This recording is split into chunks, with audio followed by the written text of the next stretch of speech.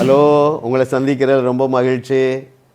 ஒரு good news ஆவியானவர் நமக்கு சொல்லித்தர போகிறார்.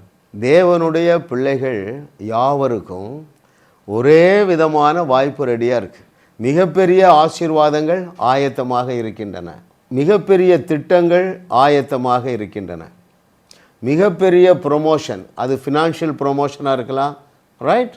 உங்களுடைய ஆஃபீஸில் உள்ள ப்ரொமோஷனாக இருக்கலாம், உங்களுடைய ஸ்டேட்டஸாக இருக்கலாம். எல்லாவற்றிலும் மனித அறிவுக்கு எட்டாத அளவுக்கு உங்களை உயர்த்துவதற்கு சமமான வாய்ப்பு ஆயத்தமாக இருக்கிறதா இல்லையா? ஏன்? அவர் பட்சபாதம் இல்லாத தேவன். அவர் யாருக்கும் அதிகமாக கொடுத்து யாருக்கும் குறைவாக கொடுக்கிற தேவன் அல்ல. எல்லாருக்கும் வாய்ப்பு ரெடியாக இருந்ததுங்க. சவுல் சொல்கிறான் பாருங்க, யார் இந்த ராட்சதனை வீழ்த்துகிறார்களோ அவருக்கு என்னுடைய மகளை கொடுப்பேங்கிறான். தன்னுடைய மருமகனாக வந்த வாய்ப்பு ஆயிரக்கணக்கான போர் வீரர்களுக்கு இருந்தது. புதிய ஏற்பாட்டுக்கு வாங்க. நம்முடைய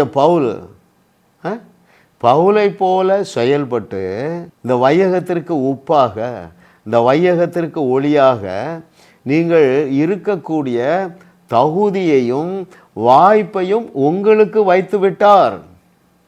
நான் திரும்ப இப்படி விலைக்கு சொல்கிறேன். பவுல் உங்களை விட பெரிய கொம்பன் கிடையாதுங்க. பவுலுக்கு இருந்த எல்லா வாய்ப்புகளும் உங்களுக்கும் எனக்கும் இருக்கிறது. உபாகமம் 30:19 தேவன் என்ன சொல்லுகிறாரு? உங்களுக்கு முன்னால் எல்லாத்தையும் வச்சுட்டேன். எல்லா ஆசீர்வாதங்களும் எனக்கு முன்பாக இல்லைப்பா, என் பிள்ளைகளுக்கு முன்பதாக தலவாழை இலை போட்டு எல்லாத்தையும் குமிச்சு வச்சுட்டேன்.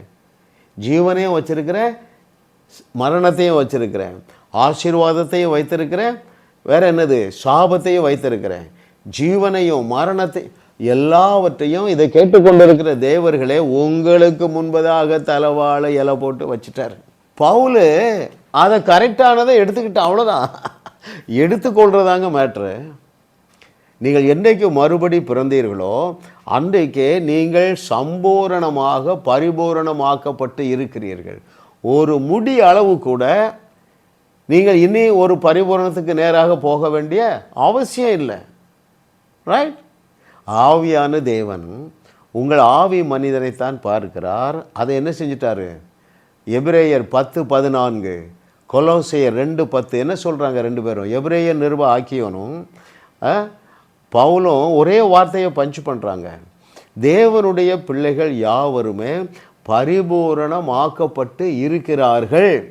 அப்போது நீங்களும் பரிபூர்ணமாக்கப்பட்டவர்கள், பவுலும் பரிபூர்ணமாக்கப்பட்டவர்கள். What does it mean? அவனுக்கு இருந்த அத்தனை வாய்ப்புகளும் உங்களுக்கும் எனக்கும் இருக்குது. அவன் என்னெல்லாம் செஞ்சான்? பலத்த அற்புதங்களை செய்தான், ரைட்? மரித்தோரே உயிரோடு எழுப்பினான். அந்த ரெண்டும் செய்வதற்கு உனக்கு வாய்ப்பு இருக்கா இல்லையா? உனக்கு தகுதி இருக்கா இல்லையா? ரைட்? அதே ஆற்றல் உனக்குள்ளே இருக்கிறது. மேட்டர் என்ன தெரியுமா? இருக்கிறதுங்கிற நாலேஜ் இல்லை. இது எங்கே, இந்த பிரச்சனை எங்கே ஆரம்பிச்சது? ஏதேன் தோட்டத்தில் ஆரம்பிச்சிட்டு ஆண்டவர் என்ன சொன்னார்? என்னுடைய சாயல் உனக்கு இருக்குது, எங்களுடைய ரூபம் இருக்குது, என்னுடைய ஆளுகை இருக்குது. உள்ளே போகவே இல்லை. நான் பேசுகிற வார்த்தை உங்களுக்கு உள்ளே போகுதா? You are fully qualified as well as you are fully empowered. That is your status as on date. இன்னைக்கு டேட்டில் இந்த செய்தியை கேட்குறீங்க இல்லையா? இன்னைக்கு டேட்டில் நீங்கள் முற்றிலுமாக தகுதியாக்கப்பட்டு இருக்கிறது மாத்திரமல்ல, முற்றிலுமாக வல்லமைப்படுத்தப்பட்டு இருக்கிறீர்கள். எதற்கு? இயேசு கிறிஸ்து செய்தவைகளையும் செய்யலாம், அதைவிட பெரிய கிரியைகளையும் செய்யலாம். பவுல் செய்தவற்றையும் செய்யலாம், அதைவிட பெரிய கிரியைகளையும் செய்யலாம். அவர் பட்சபாதம் உள்ள தேவன் அல்ல.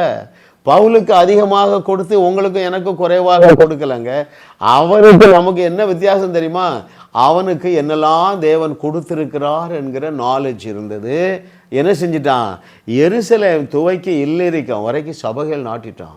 என்னால் எல்லாம் செய்ய முடியும் என்று முழங்கினான், ரைட்? ஏராளமான வெளிப்பாடுகள், 12 புஸ்தகங்களை எழுதினான் பாருங்க. அப்போது நீங்களும் எண்ணற்ற சபைகளை நாட்டுவதற்கு தகுதியையும் ஐஸ்வர்யத்தையும் ஆற்றலையும் நீங்கள் பெற்றவர்களாக இருக்கிறீர்கள் என்று கர்த்தர் உன்னோடு சொல்றார். மகனே, மகளே,